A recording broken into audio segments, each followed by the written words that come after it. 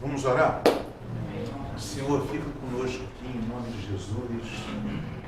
Te pedimos pela direção, pela condução dessa aula. Estamos aqui para aprender a te servir melhor. Que todo conhecimento que a gente receba aqui se transforme, Pai, em crescimento do Teu reino, dentro de nós e nas pessoas com quem a gente lida. Que a gente possa, Senhor, utilizar o conhecimento desse seminário para te servir melhor. Que saiamos daqui servos melhores. Te peço, te pedimos, Senhor, em nome de Jesus. Fala comigo, abençoa o João. Que seja uma boa aula hoje. Que a gente venha crescer bastante. Em nome de Jesus. Amém. Então,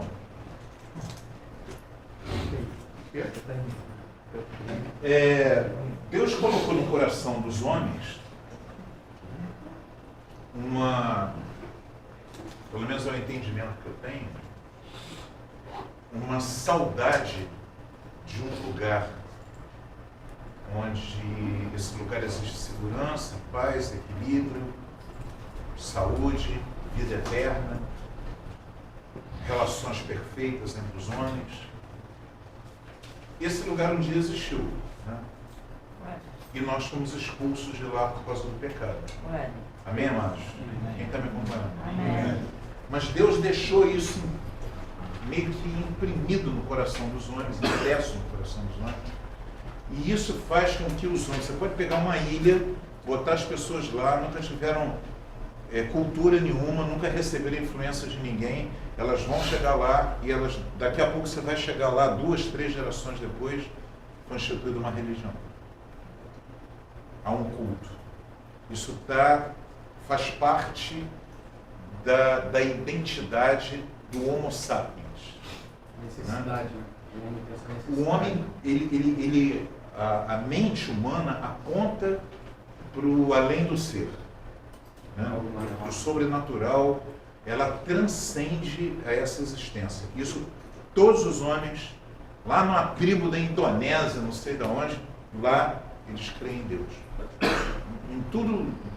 Só que o entendimento desse Deus é um entendimento diferente. A gente começou a falar aqui na semana passada, eu falei particularmente, nós vamos tratar aqui das religiões, das grandes religiões. Vou abordar aqui de uma forma geral algumas religiões grandes e vou falar também no decorrer do nosso curso. Hoje nós temos 2 aulas, eu vou caminhar bastante. Eu pretendo falar de 2 grandes religiões e 2 grandes heresias. E todas as 2 falam muito de Jesus. Falam muito de Deus, de Jesus e tal. E hoje eu pretendo, se der para dar as 2, melhor. Senão a gente vai falar de uma e depois de outra. No caso seria o catolicismo e o espiritismo. Então nós vamos tratar dessas 2 questões. Pastor, é necessário o ministro de Deus saber disso? Bom, se você quer servir a Jesus Cristo aqui no Brasil, ou fora do Brasil, você tem que conhecer como que funciona a mente de pessoas que caminham nessas várias, né? No islamismo, no hinduísmo, eu vou falar do mormonismo, dos mormons, testemunhas de Jeová. Quem já teve um encontro com o testemunho de Jeová? Na minha esquina. Na porta de casa. Domingo de manhã. 6h30, mais ou menos, 7 horas, por aí. Então, Na rua, na esquina. e se você é um evangelista, você é um ganhador de almas, você vai ter necessariamente, com certeza, pessoas ligadas ao catolicismo e ao espiritismo. Isso aí a não ser que você queira viver para dentro da igreja. Você seja um soldado de quartel. Mas se você não for um soldado de quartel, você for um soldado de linha de frente, você vai lidar com pessoas do espiritismo, do catolicismo. Essas pessoas vêm com uma estrutura religiosa de pensamento. E se você conhecer e entender isso, facilita muito. Tem me facilitado muito o conhecimento teológico, por exemplo, do catolicismo e do espiritismo. Tem me ajudado muito. Tem muito católico que anda junto com o espiritismo, né? Sim. Tem católico que anda junto com o espiritismo e tem católico que anda junto conosco. Certo? Eu tive nessa minha viagem a São Paulo, semana passada, foi eu, minha esposa e minha filha. E a gente, no caminho, passamos na Catedral de Nossa Senhora de Aparecida. Aí disse, vamos fazer um turismo religioso aqui. Não, bora. Vamos fazer uma exploração lá. Então entramos na Catedral. Boa noite. Galera do Rocha. E da Rocha, filho. Então, o que acontece? Entramos e fomos lá na Catedral de Aparecida para conhecer e tal. Ali, eu já ouvi muitas vezes isso ser dito, é a capital do demônio-chefe do Brasil. Tá? É uma catedral a Satanás, é um templo erguido a Satanás. E aí eu pude entender, e Deus me deu muito esse coração de misericórdia para entender muito o coração dos católicos. Porque a Bíblia fala que muitos viriam usando o meu nome e fariam sinais e maravilhas e prodígios e tal. Então ali é um lugar cheio de sala de milagres, de promessa, de foto, tem perna, tem braço, tem isso, tem monstro de cera, isso. De cera, sala de milagres, muletas, entendeu? Aquilo ali, aquele monte de foto de criança. E ali foi ótimo para eu poder entender o coração dos católicos. Entendeu? Jesus é muito pouco cultuado. E ali é culto a Maria, né? É Maria. Não é Maria. É Nossa Senhora. E a gente vai ver que Maria e Nossa Senhora são coisas bem... Maria nós cultuamos também. O exemplo de Maria. Amém? Duvido que não tenha um pastor aqui, ou um ministro aqui, que não tenha ouvido falar do exemplo de Maria, que a gente deve seguir ao Senhor, que a gente vê a santidade, a escolha dela, a eleição dela, a mulher exemplar que ela era. Isso aí ninguém discute isso. Nem a gente, nem eles. O problema não é Maria, o problema é Nossa Senhora. Ninguém é minha senhora. Mas são quantos? Um monte. Amém? E, pastor, e são várias denominações. Nossa Senhora Aparecida, Nossa Senhora Cida Ponta. Sim, mas todas elas, na realidade, É a mesma. é um demônio só. Nossa Senhora. Para cada uma dessas coisas... Ô, pastorzão, tudo bem? Para cada uma dessas heresias, para cada uma dessas denominações, né? Nossa Senhora da Conceição, Nossa Senhora da Sagrada Conceição, significa que ela foi um dogma que ela foi concebida sem pecado. Depois eu vou explicar isso melhor. Nossa Senhora da Assunção, Imaculada Conceição, Sagrado Coração, Sagrado Coração, Auxiliadora. Sagrado Coração, porque é considerado que o coração dela é isento de pecado. Auxiliadora, Salesiana, Basílica. Então, nós vamos entrar nisso. Vamos estudar hoje o catolicismo? Amém, amados? Para a gente poder entender como é que funciona. Quem entende que esse estudo é importante? Amém, amados? Na nossa instrumentalidade como ganhadores de almas, como ministros do Evangelho, a gente precisa aprender a entender como é que eles pensam e aonde que estão os furos, para a gente poder. E isso aí tem me ajudado muito aqui. Até por curiosidade, quem aqui era católico antes de vir para a nossa igreja aqui? Minha mãe que é ser católica? Eu era católica. Eu ainda era da equipe. Eu era católica não praticante. Eu tenho aqui pessoas que Igual na eu sou igreja... eu era lutador de jiu-jitsu não praticante. Era a mesma coisa. Videogame. O Paulinho, que é membro aqui da nossa igreja, ele era ministro da Eucaristia. O Marcos Paulo, faixa marrom nosso lá, ele era trainee de coroinha. Eu aqui, Outro treininho de coroinha aqui, ó. Eu era da equipe de liturgia. Esqueci, agora Equipe de catecumenado não sei o liturgia. que. Então, Catecismo, né? Eu falei catecumenado, não. Catecismo. então, vamos lá. Tá? Eu vou passar para vocês uma apostila. Pode me ajudar? Careca. Cada Passa a fila e passa para trás. Vai passando aí. Não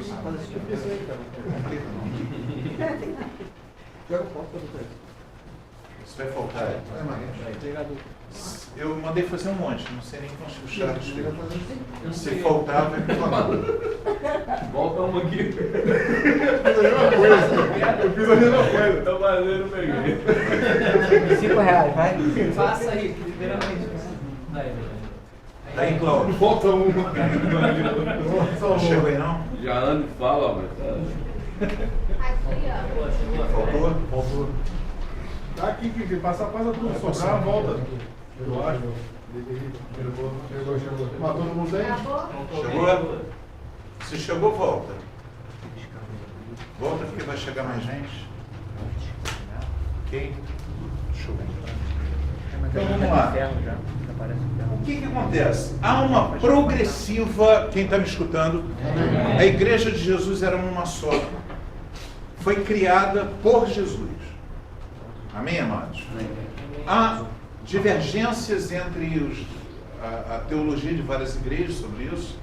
Eu entendo que a igreja, tal qual nós entendemos hoje, acontece depois da ascensão de Cristo e o derramamento do Espírito Santo em Pentecostes. Eu entendo dessa maneira. Entretanto, existem outros ministros que entendem que a Igreja de Jesus foi criada pelo próprio Cristo quando ele, está lá previsto no Evangelho de João, quando ele sopra sobre os discípulos o Espírito Santo. Amém? Então são duas linhas que falam mais ou menos a mesma coisa. Ou seja, a igreja foi institucionalizada por Jesus e após a ascensão começa a ascensão de Jesus aos céus, que está descrita no livro de Atos dos Apóstolos, começa então o ministério do Espírito Santo sobre os santos do Senhor. Amém? E assim se forma a igreja. Essa é a igreja de Cristo, e foi a igreja de Cristo nos primeiros 200 anos, mais ou menos. Não houve nenhuma grande variação. Depois você começa, eu falei sobre isso na semana passada, quem lembrar, falei sobre os gnósticos, quem está lembrado. Eu não vou mergulhar nos gnósticos nessa matéria, porque vocês vão estudar isso exaustivamente quando a gente tratar de arqueologia bíblica, quando nós estudarmos os evangelhos apócrifos, os livros apócrifos, o evangelho de Judas, o evangelho de Madalena. Vocês vão estudar isso tudo aqui, amém, amados? Amém, amados? Amém. Tem jeito, tem que estudar até para vocês poderem falar sobre o assunto, tá? Então chegar um doido para vocês e dizer assim: descobrimos o evangelho de Judas, tudo que foi dito até hoje é mentira, está escrito... Não, aí você vai dizer: pô, minha filha, você está com notícia velha, isso é fake news, entendeu? Isso aí você está me falando aí, eu já estudei lá no seminário, não tem nada a ver. Então vocês vão conhecer os evangelhos apócrifos, os textos apócrifos, Apocalipse de Pedro, por aí. Só que vocês vão estudar isso lá no terceiro ano. Tá? Nesse momento, eu só vou falar para vocês que houve um movimento gnóstico que foi uma grande heresia da igreja do 2º século até o 4º século. Uma grande heresia, quase que acabou com a igreja. Ela foi uma heresia tão grande que a igreja gnóstica ficou maior do que a igreja apostólica. Ela tinha muito mais apóstolos, só que era tudo fake. Vocês vão ver depois por que eram fakes. Tá? Mas... Funcionário fantasma. Hã? Funcionário fantasma. Tinha um monte... exato. Tinha um monte de coisas e tal que a gente vai estudar depois. Mas essa foi uma grande heresia que influenciou muitas, inclusive e até principalmente o espiritismo de Allan Kardec. Ele é todo sustentado em cima do gnosticismo. E a gente vai olhar isso mais adiante. Devagarinho, tem muita coisa. Bom, a igreja cristã, então, ela também sofreu uma influência política poderosa de Roma. Então havia um paganismo romano, um paganismo grego, havia o paganismo babilônico, egípcio. Então esse panteão, a palavra panteão significa todos os deuses, tá? Então você tinha politeísmo de vários tipos, e esse politeísmo, quem sabe o que é politeísmo? Quem não sabe o que é politeísmo, levanta a mão. Beleza. Você tem o monoteísmo, que é mono de um Deus, monoteísmo. E você tem o politeísmo, que são muitos deuses. Então você tem Marte, Júpiter, Zeus, Minerva, Mercúrio, aqueles deuses todos lá. E cada um desses grupos eram grupos de deuses. Então você tinha os deuses gregos, por exemplo, e você tinha, beleza, galera? Você tinha os deuses romanos. E esses dois grupos de deuses, inclusive, havia um sincretismo. Vamos acostumar com essa linguagem teológica, tá, gente? Quem está me ouvindo? Quem não tem? Essa linguagem teológica. O que é sincretismo? Sincretismo é quando você tem, olha para mim, essa mistura de deuses. Então, por exemplo, quem já ouviu falar de São Jorge? São Jorge também é conhecido como? Vamos lá, galera. Um seminário. Ogum, tá? Ogum, São Jorge, na realidade, são frutos de um sincretismo entre os santos católicos e as religiões afro-brasileiras. Da mesma maneira, em Iemanjá, Santa Bárbara. Então, um sincretismo. Os escravos e tal, e muitos brancos também, iam lá por conta de estar fazendo um culto a Santa Bárbara, na realidade estavam fazendo um trato com Iemanjá. Né? A mesma coisa com... Só que quando você mergulha no sincretismo, você descobre que o Ogum, São Jorge, também é chamado de Marte, na mitologia romana, que é chamada também de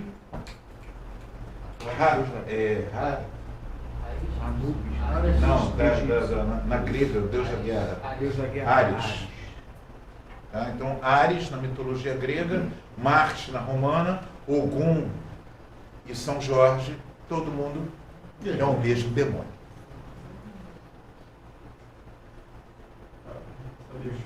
Mas, João, a mitologia grega não é uma poesia, né? Não, a mitologia grega é uma crença religiosa. É uma crença? É uma poesia. Hoje nós entendemos assim. Tá certo? Mas por exemplo, Alexandre o Grande, ele fazia culto aos seus deuses. Os soldados gregos cultuavam os seus deuses. Entendeu? Hoje, para nós, é uma poesia, a pessoa usa poesia, principalmente no romantismo, no renascentismo, né? Nessas fases da arte, usam a mitologia grega para seus fins poéticos e até filosóficos, ou até pseudo-filosóficos. Mas, na realidade, é uma religião. É uma religião. Zeus derrotou os titãs. Tá? Então, essa história que nós entendemos hoje como mito, tá? Na realidade foi de fato, foi uma crença. Foi uma crença grega, inclusive... Tipo no do Egito, né? Sim, do Egito, a mesma coisa. Egito, a mesma coisa. Roma, a mesma coisa. E você vai encontrar isso à vera, direto nas histórias da antiguidade. Todas as civilizações têm. Todas as civilizações. Até pelo aquilo que eu coloquei. Vocês perderam na necessidade há uma necessidade humana. Deus colocou isso no homem. O homem precisa do transcendente. O que caracteriza o homem Homo sapiens é justamente o transcendente. Eu falei aqui do homem de Neandertal, quem está lembrado? Sim. O homem de Neandertal, o Homo sapiens. Quando você olha para o homem de Neandertal, ele faz tudo que o Homo sapiens faz. Ele faz ferramentas, ele se reúne em sociedade, ele constrói casas, quem está me escutando? Ele constrói pontes, ele faz projetos. O homem de Neandertal tem as características muito próximas do Homo sapiens, mas tem um ponto que diferencia. O Homo sapiens transcende. Então, quando você começa a ver os vestígios do Homo sapiens, você vê uma sepultura com os deusezinhos, com umas estatuetas, você vê culto. Homo sapiens. O homem de Neandertal não. Como se fosse um animal. Isso, o homem de Neandertal tem alma. Como a Joy, lá em casa, minha cadelinha, tem alma. Mas quando a Joy morrer, ela vai pro nada. É diferente de nós. Nós temos um pós-tempo. Amém? Os animais não. O homem de Neandertal não. O ser humano, conforme Deus concebeu, sim. Tem um além do tempo. Ô, João, a minha dúvida, eu entendi, assim, que eu não entendo, né? Sim. Eu olho para as religiões e não entendo, em relação assim, como pode um Deus, no caso São Jorge, ele está na católica, está na macumba, ao mesmo tempo está em outro país, que nem você falou aí.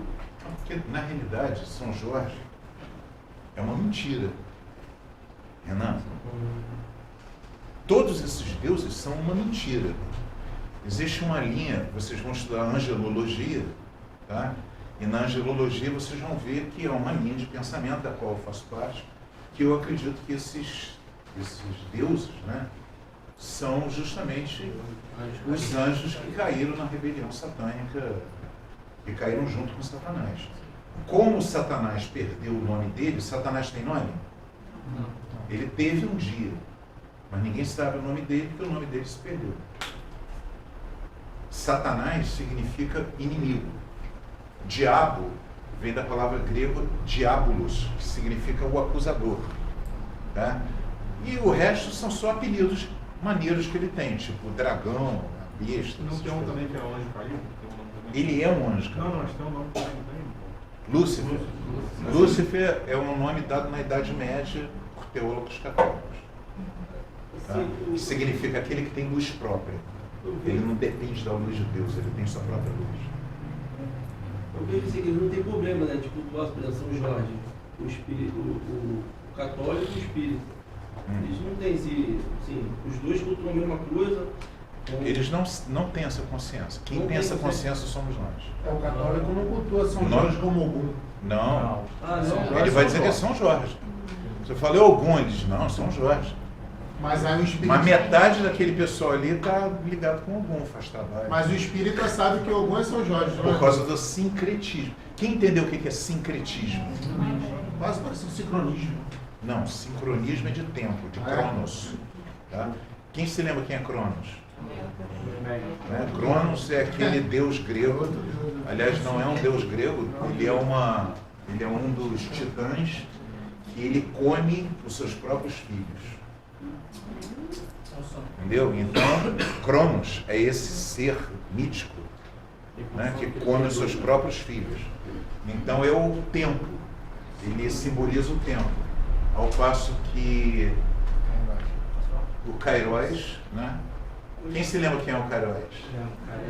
Com o cabelo na frente. Ele só tem cabelo na frente, então ele é simbolizado por alguém que só tem o cabelo na frente. Porque ele passa, se você não pegar, ele vai embora. É o tempo chamado tempo de Deus. Quem que levantou a mão? Fala. Hoje estava conversando no salão de trabalho, é espírito. Ela chegou pra mim e Nós falou vamos assim, falar de espiritismo hoje. ela foi e falou assim pra mim, Zé Pilintra existiu, ele foi ele morava na Lapa e tal. Eu falei, pô, como assim? Ele reencarnou?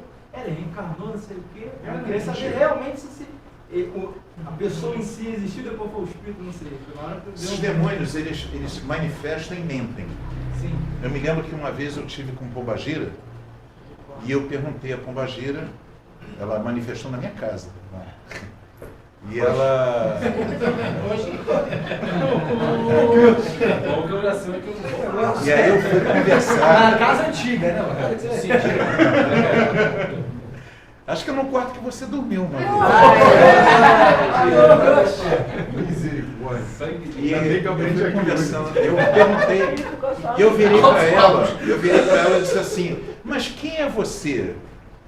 Ela diz, eu sou uma rainha espanhola e tal. Como eu falo espanhol, eu mandei espanhol com ela. E enrolou ela. Ela não entendeu uma palavra do que eu falei. Mi espanhol é do sul de... Entendeu? Aí eu disse assim, você é rainha, olha o que eu falei para ela, você é rainha espanhola coisa nenhuma, falei outra coisa. Você é rainha espanhola coisa nenhuma, você é um demônio manifestado aqui que eu vi uma vez numa igreja. Naquela época eu não era cristão, lógico, senão eu estava com o Pombagira na minha casa. Manifestado. E nem ia dar esse papo todo para ela. Encher a bola. Você é um demônio, você está tentando me enganar. Ela, gracinha. Vamos lá. Viu, Rafael? Você foi lá uma semana. Vamos lá. Quem é que pode me ajudar com essa leitura? Slash, pode ser? Oficial. Vamos lá. Século 1 e 2, manda lá. Neste período da história, a igreja não aceitou nenhuma doutrina antibíblica. Amém? O que acontece com a questão? Não havia Bíblia nessa época. Não pode ter doutrina antibíblica, eu não sei como é que está escrito isso. Não tinha nem Bíblia nessa época. Você só vai ter Bíblia compilada mesmo a partir do século 3, indo para o século 4, você começa a ter um Novo Testamento. Tá? Mas o que eu acredito que está escrito aqui é que não há nenhum registro de paganização da igreja nesse período. Embora não houvesse Bíblia, mas a memória era muito recente.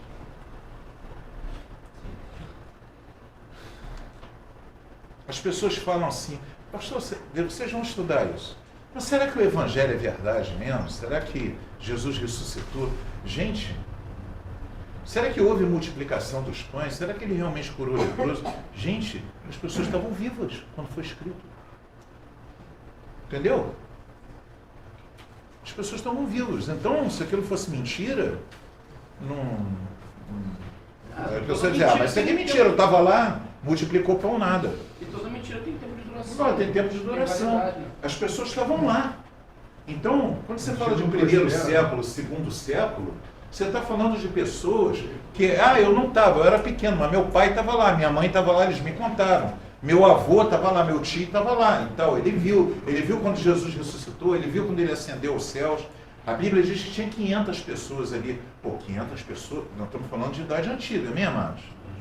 Quantas pessoas vêm na tua igreja lá, irmão? 100 pessoas? Não é isso? Imagina, tinha 5 igrejas lá vendo, cara, não é possível. Um conta para o outro, o pai conta para o filho e tal. Então, quando a gente fala de primeiro e segundo século até meados do terceiro século, você tem ou testemunhas visuais, e você tem também testemunhas que ouviram dos seus pais, de pessoas próximas.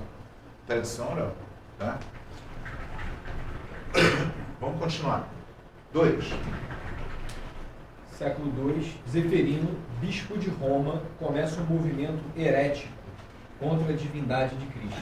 Então, esse 1997 é até 1997? 197. Isso, 197 é até 197 ou a Não, partir dele? em 197. Tá. No ano 197, depois de Cristo, esse bispo de Roma começa um movimento em relação à divindade de Cristo. A divindade de Cristo é o que nos separa dos judeus, amém, amados? Uma dúvida que eu sempre tive em relação à cronologia do tempo. Onde que instituiu isso? Até Jesus zerou, depois começou a contar de novo? Sim, Jesus nasceu no ano 5 a.C. Ué, não entendi. Agora não morre. Nasceu antes de você. Antes dele, não entendi.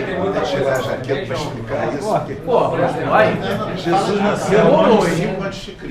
Você nasceu 5 antes de você. Que a semana começa na segunda. Domingo. Não, em primeira-feira. Não.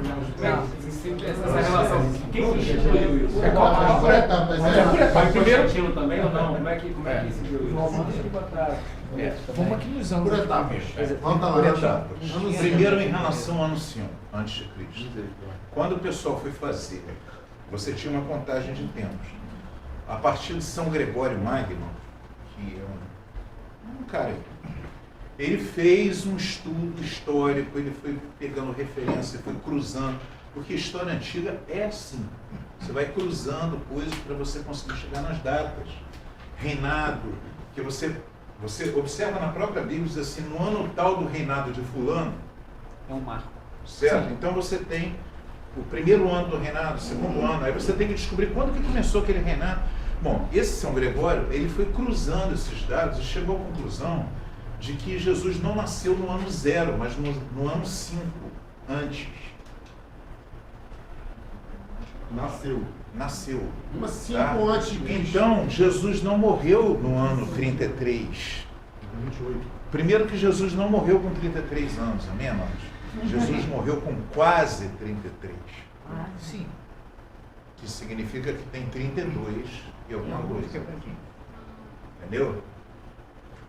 Então, mas eu não queria entrar nesse assunto não, eu queria continuar dando... Mas vamos só falar, vocês guardem essa informação, Jesus nasceu no ano 5 a.C. e não no ano 0. Não existe um ano 0. Aliás, no ano 0 existe, mas no ano 0 Jesus já tinha 5 anos de idade. Aí então que as pessoas hoje em dia, tipo assim, chegam, idade de Cristo, vou falar pra não, idade de Cristo não. O que usa ele como referência? Essa aqui Fala, é porque da onde surgiu isso? Você vai ouvir muitas coisas desse tipo ao longo do seminário, as pessoas falando um monte de coisas que não são verdade, inclusive dentro da igreja. Dentro da igreja se fala um monte de asneira. Vocês vão, para isso que vocês estão no seminário. Amém? Vamos lá? Vamos continuar? Século III, Calixto se torna bispo de Roma, pondo-se à frente da propaganda herética e levando a igreja de Roma para a mais longe do caminho de Cristo. Sim. Ou seja, continua com essa ideia. O que acontece? Quando você nega a divindade de Cristo, todo o ensinamento da igreja passa a ser uma doutrina filosófica. Dentro do judaísmo. Dentro do judaísmo. Então a gente meio que se reconecta com os judeus. Mas, João, bispo. Isso para mim é muito engraçado. Porque como é que pode ser um bispo? Teoricamente, quem fundou a igreja, não sei se eu estiver errado, começou com os apóstolos Pedro. Então, Pedro pregava a Cristo. Na realidade, o líder dos apóstolos não era Pedro, era Tiago. Tá? Pedro era um, assim como Paulo se tornou um também, daqueles que são apóstolos, porque eles eram plenipotenciários de Deus. A palavra apóstolo é como se fosse embaixador plenipotenciário. Quem está me escutando? Amém. Que, quando você pega a palavra apóstolos no grego e traduz para o latim, você vai ter a palavra missionário.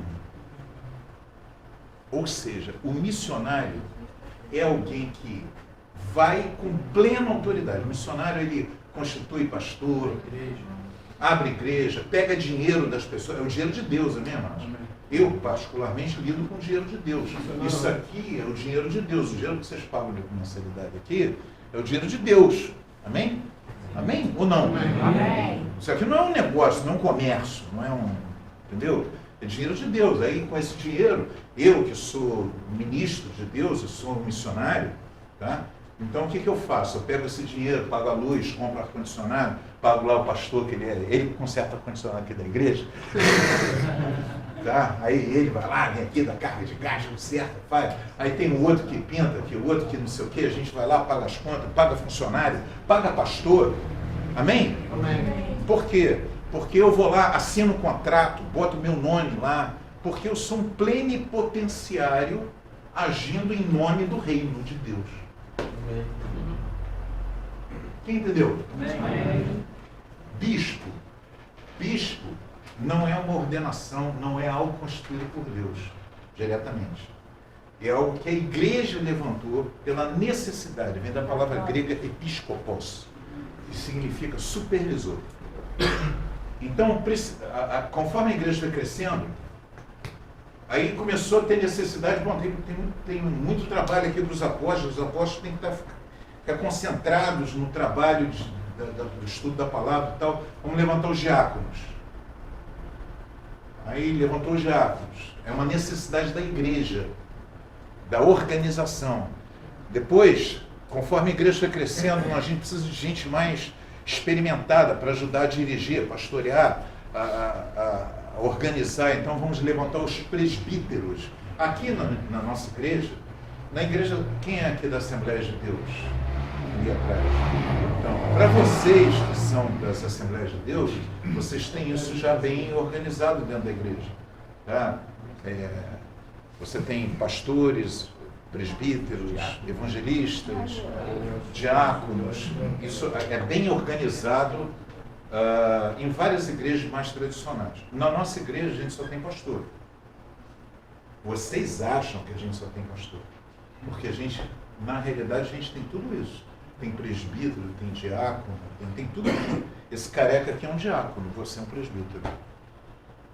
Ele é um evangelista. Só que vocês nunca receberam ordenação ministerial para isso.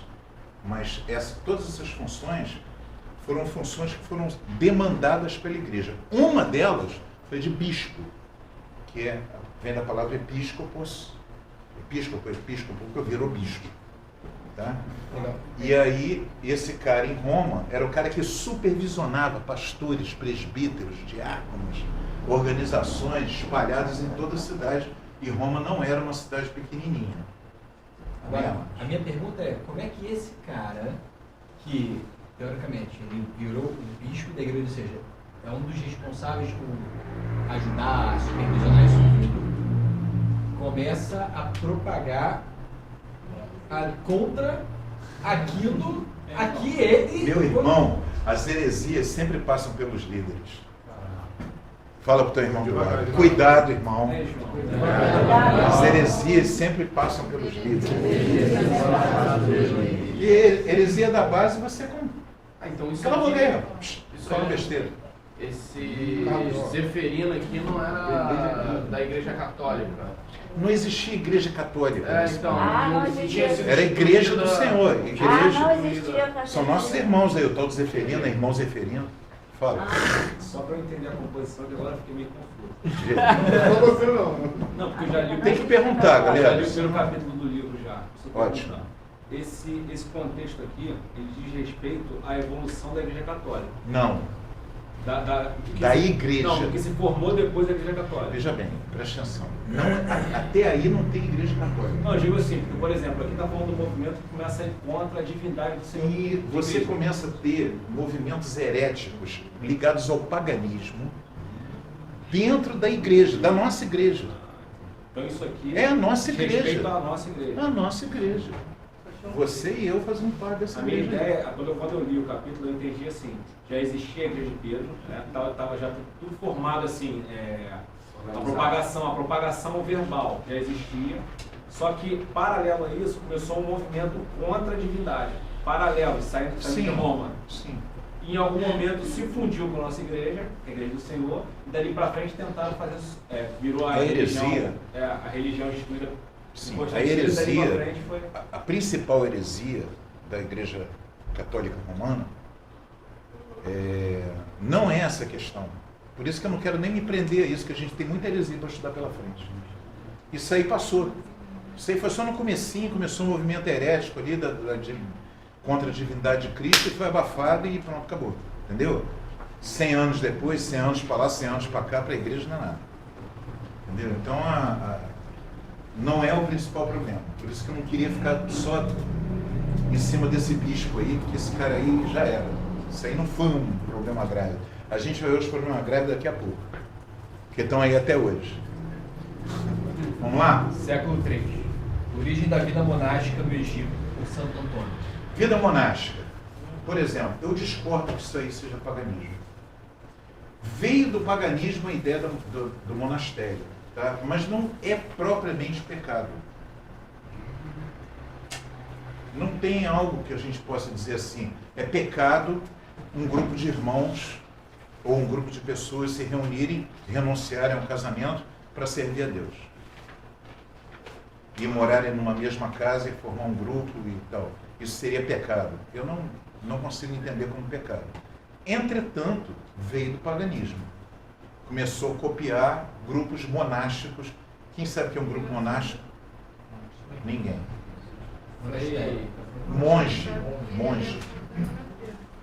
Monge.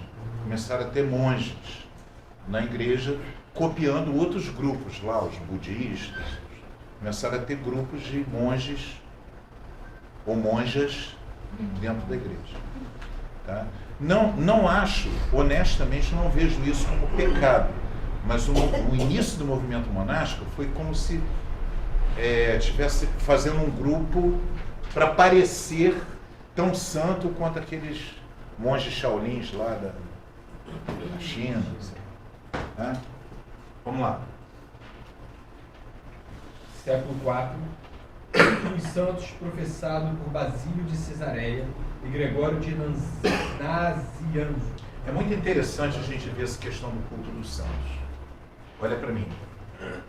Conforme começa a ver a politização da igreja, todas as vezes que você mistura o poder secular, humano, com o poder de Deus, você tem o Espírito Santo sai pela janela. E a gente vai ver isso historicamente, na minha opinião. Aliás, é minha opinião também.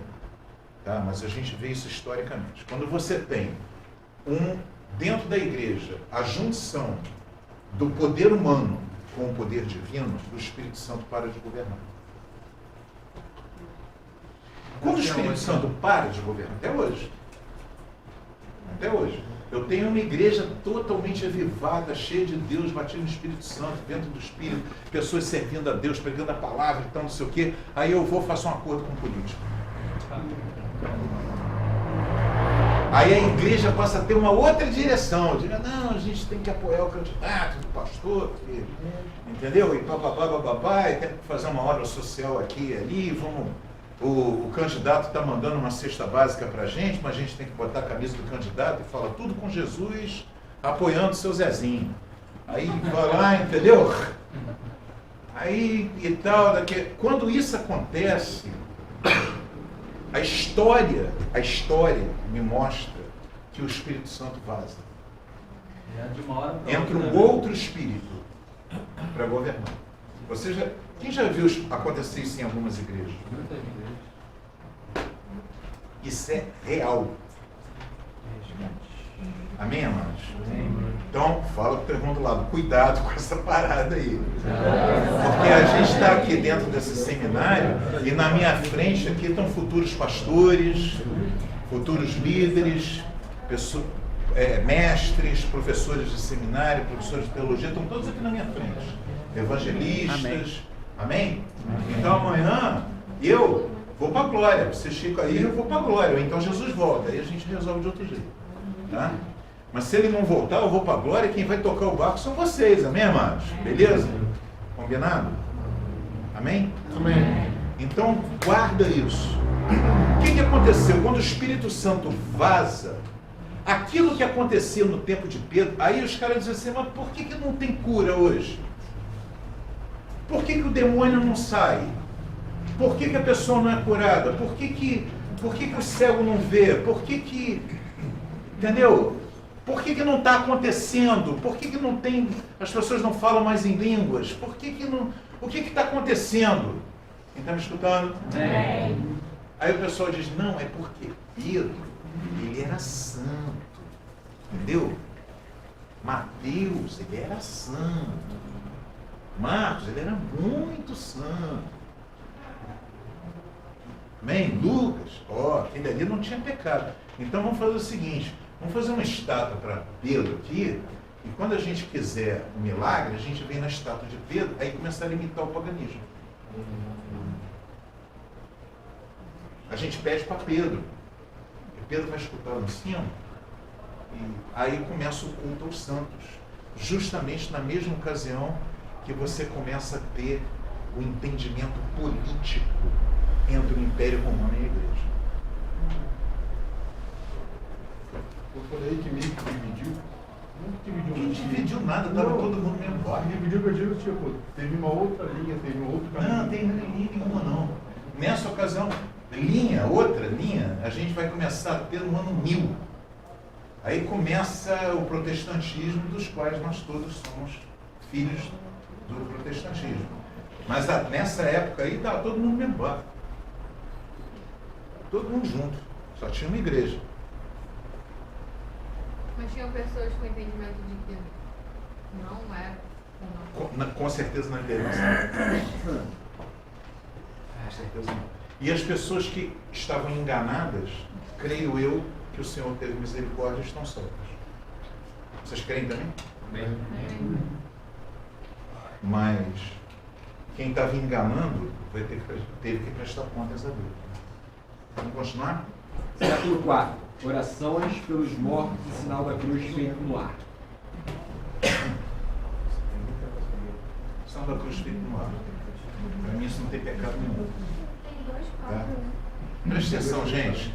Nesse livro aí também tem coisas que eu particularmente não concordo. Tem algum problema no sinal da cruz? Faz comigo aqui. No nome do Pai, no nome do Filho e no nome do Espírito Santo eu creio plenamente. Que amém significa eu creio plenamente. Então, no nome do Pai eu creio plenamente, no nome do Filho, no nome do Espírito Santo eu creio plenamente. Não tem pecado nenhum nisso. O problema é quando isso começa a virar um símbolo de poder, né? Então, o cara fazer assim, aí só o padre que podia fazer assim, os outros tinham que fazer assim, entendeu? Aí começa a virar um jogo de... vocês já observaram o credo apostólico? Creio em Deus Pai, Todo-Poderoso, Criador do céu e da terra. Isso, creio em Deus Pai, Todo-Poderoso, Criador do céu e da terra. Quem conhece? É o credo da tua igreja? É assim. É o credo da minha. Olha comigo. Creio em Deus Pai, Todo-Poderoso. Amém? Criador do céu e da terra. Amém? Em Jesus Cristo, seu único Filho, nosso Senhor. Creio no Espírito Santo. Amém? Não. Jesus Cristo, nosso Senhor, que nasceu da Virgem Maria, concordamos? Padeceu sob o Pôncio Pilatos, concordamos? Foi crucificado, morto e sepultado, amém? Desceu à mansão dos mortos, amém? Concordamos? Ele morreu, ressuscitou o terceiro dia, concordamos? Subiu aos céus, concordamos? Aonde está sentado à direita de Deus Pai Todo-Poderoso, concordamos? Creio no Espírito Santo. Quem crê no Espírito Santo? Na Santa Igreja Católica. Só que esse católica aí não é católico no grego, que significa universal, que também não é universal do reino de Deus, Bispo Macedo. Amém? É na Igreja Universal. É na Igreja, na Santa Igreja, na Igreja Universal, que está em todas as igrejas. Então, creio no Espírito Santo, na Santa Igreja Católica, na comunhão dos santos, na remissão dos pecados e na vida eterna. Concordamos? Então, o nosso credo é idêntico ao credo da Igreja Católica. É idêntico. O problema não está aí. O problema não está aí. O problema está em outras coisas que a gente vai ver depois. Vamos continuar? Nossa. Não sai fumaça, não. Esse negócio dos terrores. O quê? Negócio final da... Século V. Maria proclamada a mãe de Deus. Aí é que mora o problema. Concílio de Éfeso.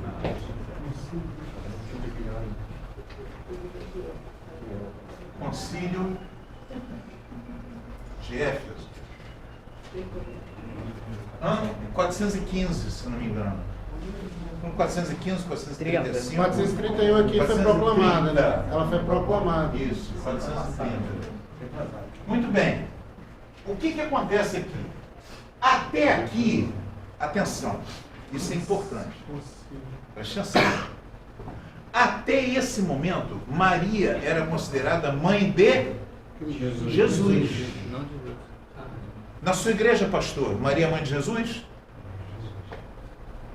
Pastor, na sua igreja? Também. Nessa igreja minha aqui, é mãe de Jesus? Sim. Lá na Pessoa do Rocha, ela não é mãe de Jesus? Pois é, aqui ela foi aclamada mãe de Deus. Isso muda tudo. Foi acima de tudo. É. Mãe de Deus. Sendo mãe de Deus, começou a ter uma série de problemas. Mas por que eles queriam que ela fosse considerada mãe de Deus? Porque havia uma deusa chamada Ishtar.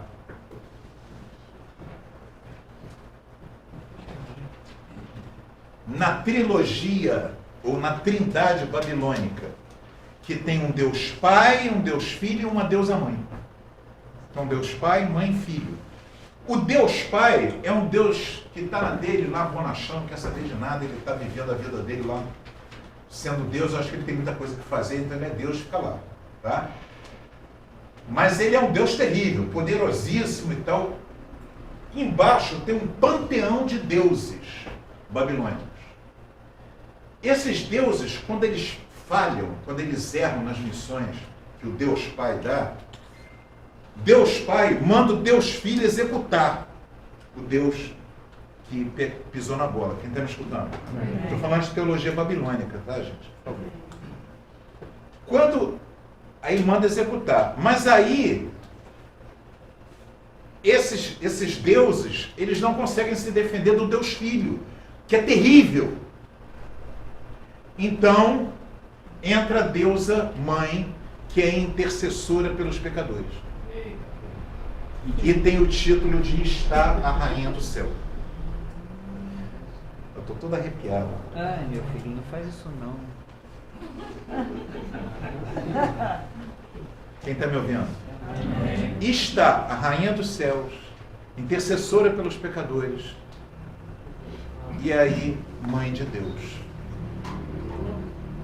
Então, quando eles consideram Maria mãe de Deus, todos os templos e todas todo o dinheiro, tudo que havia na religião babilônica é incorporado a essa nova religião universal dirigida pelo Império Romano. É uma questão política. Sempre a política. Quem entendeu? Eles fazem esse sincretismo religioso com uma questão política. Política, até hoje. Sim.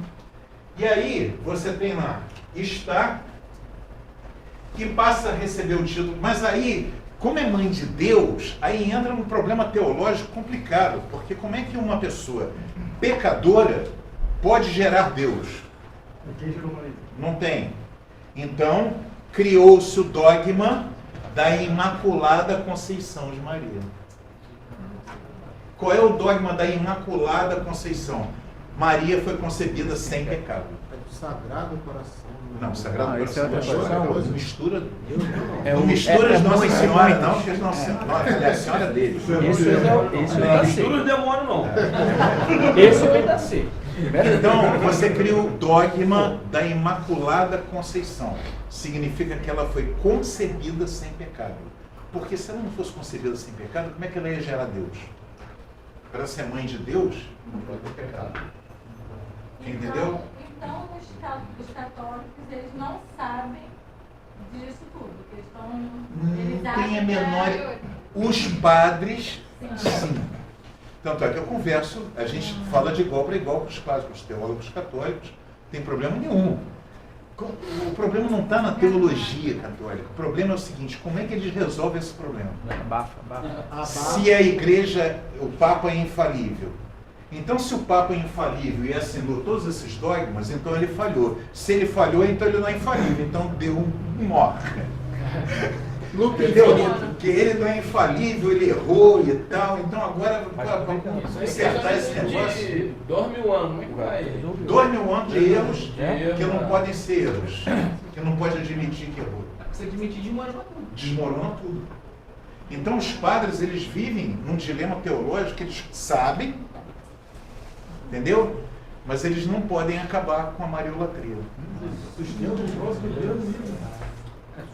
Principalmente os padres jovens. Eu vou trazer um padre aqui, amém, amados? Padre Cláudio. Ô pastor, bica pra frente. Bica pra frente. Você tem um movimento dentro da igreja, para a extinção da mariolatria. Mas você tem uma força conservadora muito grande dentro da igreja para não acabar. É muita Nossa Senhora para... É muito milagre. Aí eu entendi, quando eu fui na Catedral da Aparecida, eu entendi por que disso. Deixa eu fazer uma pergunta para vocês. Se fosse provado que tudo que está no Evangelho é mentira, e alguém dissesse para você que Jesus não existe, você ia acreditar? Hoje não. Por quê? Porque ele é uma experiência vivencial. Experimental. Quem aqui já experimentou Cristo? Viveu, ouviu a voz, viu ele fazer milagres e tal. Amém? Amém? Eles têm o mesmo problema com as Nossas Senhoras todas. Só que é diferente num sentido. Jesus entra na nossa vida, o Espírito Santo entra e transforma a nossa vida, certo? Eles não. Eles recebem uma graça. Conserta a perna. Salva a criança. É coisa do diabo. Hein, João? Entendeu? Escuta. É gambiarra. A pessoa recebe uma bênção, entre aspas, né? Eles recebem uma graça. O diabo dá isso. Se você pedir, eu quero um carro novo, aí o cara tem lá, pega a roda do carro e leva para lá, e o diabo dá o carro para ela. Aí você diz assim, pô, isso aí não existe. Ele diz assim, não existe, ele me deu um carro. Não cala a boca. Entendeu? Criou um vínculo. Entendeu? Então tá cheio de foto. Então aí eu entendi por que as pessoas escutam tudo isso que a gente fala, e os padres sabem de tudo isso, os teólogos sabem disso tudo, mas não conseguem acabar com a mariolatria. Porque como é que o cara vai dizer, cara, mas como é que é o teu caso? Não, ele curou meu olho. Eu estava cego desse olho aqui, ele abriu o olho. O próprio diabo botou o olho do cara fechado. Para depois abrir. E o pior de tudo, quem está preparado? Deus permite isso tudo. Que a Bíblia diz que ele faria sinais e prodígios e, se possível, enganaria até os escolhidos. E eu quero glorificar a Deus porque somos escolhidos que não são enganados. Amém. Amém. Estou aí. Amém? Por isso que eu fui lá em Aparecida. Eu quero ver o que faz essas pessoas ficarem bitoladas desse jeito. Eu entendi. Nunca tinha ido lá, não, pastor? Hã? Nunca tinha ido lá. Você? Você não, eu já tinha, mas eu era pequeno. Estava em construção ainda. Eu sou velho. Ei, João, a minha mãe, ela é católica ao extremo, assim, Nossa Senhora. Para ela, o milagre da minha vida, o que eu sou hoje, né, com meus filhos, abandonar drogas, foi toda Nossa Senhora. Eu falo para ela, mãe, foi o Senhor que me curou. Ela fala, eu sei, meu filho, mas eu agradeço muito a Nossa Senhora. É isso aí. Aí eu falo, amém, mãe, amém. Aí é muito difícil, entendeu? Tirar essa máscara dela, mas um dia eu sei que o Senhor vai tocar no coração dela. Por isso eu também quero falar com os irmãos que a gente deve deixar o julgamento para Deus. Amém. Entendeu? Porque um dia eu estive na ignorância, um dia os irmãos aqui, vários estiveram na ignorância. Entendeu? Então agora, mas quem entendeu isso aqui? A gente continuar. Amém, amados? Então, nesse processo, esse dogma. Outra coisa, se não há pecado, não pode ter morte. Porque o salário da morte, o salário do pecado é a morte. Se não há pecado, não pode morrer. Então ela não morreu. Ela foi assunta aos céus, da onde vem o dogma da Imaculada Conceição de Maria. Ela foi assunta aos céus. Como é que eles explicam isso? Irmão, eu gostaria que esse assunto se aprofundasse no terceiro ano. Mas, você está falando da virgindade de Maria? Eu acho que vai vir logo em seguida aqui, tá? Está. Está. Nome de demônio é sempre muito complicado. Vai lá. Século VI, o dogma do purgatório começa a ser ensinado. Dogma do purgatório. O que é o purgatório? Uma sala de espera. O purgatório não é uma sala de espera, é uma sala de tortura. Que é uma tortura. Por quê? Você espera pela festa. Não foi. Como a salvação é pelas obras, como a salvação é pelas obras e não pela fé, na cabeça deles, você tem que fazer muita coisa boa para merecer a salvação. Quando você não faz o suficiente de coisa boa e ainda dá umas pecadinhas, então você não vai nem para o céu nem para o inferno. Fica no purgatório purgando os seus pecados. Até Entendeu? Se vocês quiserem conhecer um pouco mais, basta ler um livro chamado O Inferno de Dante. Que não é o filho dos Slash. Ele se chama Dante, tá? Mas é um livro escrito na Idade Média, O Inferno de Dante, e por aí você entende muito a proposta. Vamos obra literária. A proposta, e anotem aí, Inferno de Dante. Tá? Vocês não vão comprar esse livro, que não vai dar. Já vou mandar para ele, já tô mandando. Na verdade são 3 livros. Já tô mandando. Sim, Inferno, Céu e Purgatório. Mas normalmente é um livro só. Vem um livro só. Vem a Anja, Beatriz, não sei se existe Anja. A Beatriz é que te leva pelo inferno, depois sobe, vai para o purgatório, aí sobe, vai para o céu. Mas aquilo ali, olha para mim, da onde veio isso? Da teologia do paganismo romano. Então, para eles conseguirem fazer o sincretismo, olha para mim, não tinha lógica essa coisa que Jesus morreu, o sangue dele foi derramado pelo meu pecado, eu creio nele e estou salvo. Eu disse assim, não, peraí, mas aí, pô, como é que fica? Facilitou muito. Como é que domina a massa? Isso! Como é que a gente coloca o sentimento de culpa na vida de todo mundo, para a gente poder governar os culpados pelo pecado? A gente tem que deixar todo mundo. E outra coisa, salvação é pelas obras, os caras têm que soltar. Quer comprar seu lugarzinho no céu. Né? Foi nessa época que começou o pagamento das indulgências. O pagamento das indulgências vem depois, vem 5 séculos depois. Mas a base teológica está aí, no purgatório. Porque, por causa das indulgências, por exemplo, a cada não sei quantos mil francos, você conseguia comprar menos não sei quantos anos no purgatório. Então você pagava ao Papa as indulgências para que Deus fosse indulgente com você.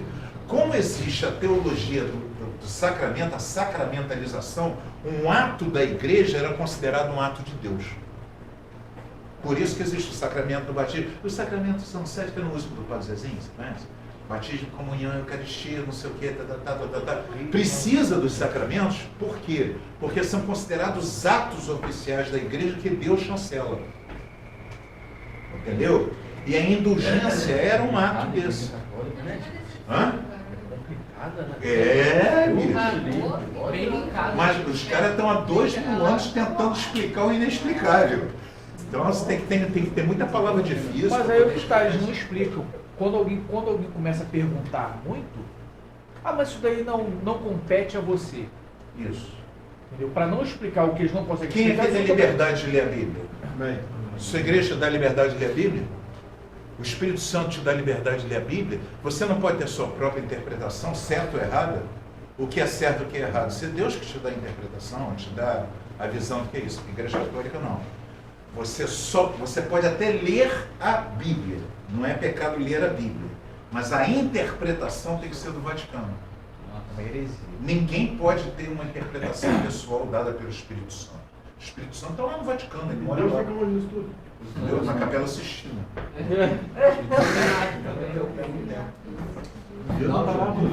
Gente, eu tô rindo, mas é grave isso. É porque o Papa... O tamanho da heresia é... Que Deus não toma tempo. Não. Ele nunca teve. Não. Eu creio na conversão da Igreja Católica. Eu amo a Igreja Católica. Eu fui católico, eu quase fui padre. Eu amo mesmo. E eu conheci muita gente especial lá dentro, entendeu? Mas a heresia da igreja governa muita coisa dentro da igreja e 90% das pessoas que estão lá não têm a menor ideia de nada. No final, João, a igreja romana faz isso tudo para que ela consiga ganhar aliados para expandir o poder, ao invés de fechar. Fecha aqui, fecha aqui, na verdade engloba, ganha aliados, ganha força. Uma vez tem um teólogo que eu respeito muito, embora esteja hoje no caminho da perdição, que é o pastor Caio Fábio. Quem já ouviu falar dele? Eu amo muito Caio, respeito muito Caio. O Caio falou uma coisa que marcou a minha vida. Quando uma igreja se torna um fim em si mesma, ela se demoniza. A igreja não pode ser um fim em si mesma, ela tem que ser um fim para o reino, para servir, entendeu? Para ser caminho de salvação. Quando você começa a administrar a igreja para você sobreviver, para você ganhar dinheiro, para você crescer a igreja se torna um fim em si mesmo, há um demônio que dirige a partir daí. O problema da igreja católica é que ela se tornou tão grande, tão poderosa, tanto dinheiro, tanta influência, tanto tudo, que ela se transformou num fim em si mesma, e aí, a partir daí, as pessoas começaram a trabalhar para defender a igreja. Entendeu? E para construir a igreja. Sangue de Jesus tem poder. Eu repreendo isso na minha igreja e na igreja de todos os irmãos aqui, em nome de Jesus. Que a gente sempre seja um instrumento para servir a Deus, para criar o reino de Deus na vida, gerar o reino de Deus, né? Na vida das pessoas. Amém? Amém. É isso. Continuando. Século VI, o latim passa a ser usado como língua oficial. Porque o latim era língua do Império Romano. Então, interessava o Império Romano. É como se hoje os Estados Unidos dissesse: a partir de agora todos os cultos vão ser em inglês. E eles o latim vem do grego. Hã? O latim vem do grego. Não, o latim... Eu não sei de onde vem o latim. O latim é uma língua muito antiga. O Edson falou, esqueci. O latim, eu não tenho uma origem do latim. Como também não conheço uma origem do grego. Indo-europeia. Nessa época, nem todo mundo falava latim. Não. Só o latim era falado por um grupo de pessoas. O latim é uma língua complicada pra caramba. As declinações todas. Então era falada pela elite. E aí, a partir daí, você começa a ter as missas em latim, o que tornava uma barreira.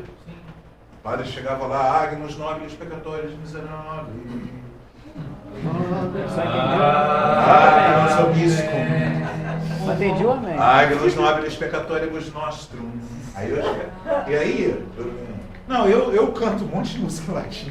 No meu tempo de seminário, ainda me lembro de um monte de coisa. Mas não tem absolutamente pé nem cabeça. Se todo mundo cantasse junto... Continua. Século VII, começo histórico do papado. Sim. Porque até então, o bispo de Roma, todo mundo é igual, o bispo de Roma era mais igual. Quem está me entendendo? Todos os bispos são iguais, mas o bispo de Roma é o bispo de Roma, né? O cara fala direto com o imperador. Entendeu? É o cara ser pastor da primeira igreja batista de Nova York. É o cara. Entendeu? É o cara ser o pastor da primeira presbiteriana em Washington. O cara tem, então, o cara era bispo da igreja de Roma. Começa o papado. A partir daí você começa a entender que aquele bispo está acima dos outros. E você cria uma estrutura hierárquica de unidade na igreja. Século VIII, a confissão auricular é introduzida na igreja por religiosos do Oriente. O que é confissão auricular? Falar ao ouvido. Tá? Passa a ser confessionário. Isso, confessionário. Século VIII, início do culto das imagens e das relíquias. Aí começa a cultuar a imagem e relíquia mesmo. Deixa eu te perguntar da confissão dos religiosos do Oriente, no caso de bispos de outra... Não, religiosos de uma forma geral do Oriente. Do Oriente da... Eu vou falar uma coisa, uma opinião pessoal minha. Eu acho que a confissão é algo tão poderoso que ele continue existindo dentro das nossas igrejas. Amém, amados? Essa palavra é somente uma confissão ou era um... O problema por favor, o problema está na palavra sacramento. Que no meu entendimento, eu vou respeitar tremendamente o irmão presbiteriano que está aqui, mas é uma opinião teológica minha, pessoal, tá? Porque eu sei que os presbiterianos têm sacramentos. Tá? Eu, particularmente, na nossa teologia aqui da igreja, nós não temos sacramentos. Por quê? O sacramento é um ato da igreja chancelado por Deus. Então, por exemplo, o batismo seria um sacramento. Tá? Posso concluir isso? Sim. Então, você é um ato da igreja. Ela vem aqui, ela corresponde a todos os itens exigidos pelo meu estatuto, então eu posso batizá-lo. Aí eu batizo e Deus chancela o batismo que eu fiz. Aquele batismo está feito por um ato da igreja chancelado por Deus. Como é que nós, outras igrejas, falando nós aqui, mas tem muitas outras que pensam assim, que os atos da igreja precisam ser revelados pelo Espírito Santo de alguma coisa que Deus já fez. Então, por exemplo, quando eu realizo um matrimônio, eu, João, eu estou chancelando, eu estou consagrando algo que Deus já sagrou. Então, eu olho para aquele casal e digo assim, esse casal Deus sagrou. Então, eu vou consagrar. Então, esse é um entendimento Joãozinho aqui, tá? Entendimento dessa, e que é o entendimento da Assembleia também. Já da presbiteriana, existem alguns sacramentos e outros não. Né? Então, a igreja presbiteriana ela tem algumas atitudes que eles entendem assim, que o Senhor os habilitou para isso, o Senhor deu a eles autoridade para isso, e eles executam essa autoridade nos critérios bíblicos. Não é isso, pastor? É isso. Então, qual a posição que está certa? As duas. Eu não quero, eu acho que isso é uma... Mas o problema da palavra sacramento na confissão já começa a complicar, porque o Senhor diz que nós deveríamos confessar uns aos outros os nossos pecados. Quando você cria esse sacramento e coloca na mão do clero, você criou do tipo assim, eu tenho informação privilegiada da vida de todo mundo. E aí isso me dá poder. Então tudo era uma jogada de poder. O problema não está aí na questão da confissão, porque todos nós aqui confessamos. Amém, pastor? Todos nós confessamos. O problema é quando isso se torna um sacramento que só pode ser executado pelo clero da igreja. Se não confessar para mim, não vai para o inferno.